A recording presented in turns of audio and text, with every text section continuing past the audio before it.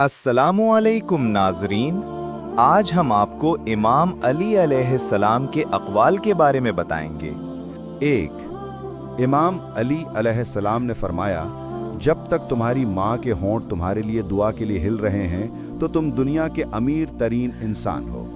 दो, मोमिन को परेशान न करो वरना तुम्हारी नेकियां दरख्त की छाल की तरह उतार ली जाएंगी। तीन, आगाह हो जाओ, आहिस्ता आहिस्ता काफले के चलने की आवाज़ें आना शुरू हो गई हैं। जल्दी ही काफला रवाना होने वाला है और इस जहान का खात्मा करीब है। चार, अभी मौका है, चूँकि आमाल नामे खुले हुए हैं, कलम चल रहे हैं, बदन तंदुरुस्त तवाना है, ज़बान आज़ाद है, तौबा सुनी जा सकती है और आमाल कबूल किए जा सकते हैं।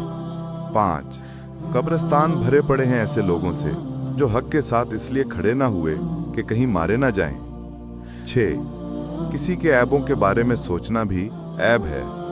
7, मुसीबत के वक्त भी मुतमईन नजर आओ और मुश्किलात के बावजूद खुशबाश रहो। 8, एक हराम लुकमा खाने वाले शख्स की 40 रातों तक की नमाजें कबूल नहीं होंगी। 9, मुकाबले का मैदान खुद तुम्हारा नफ्स है, सबसे पहले उस मुकाबले में अपने आप को आजमाओ कि आज़ाद हो या गुलाम।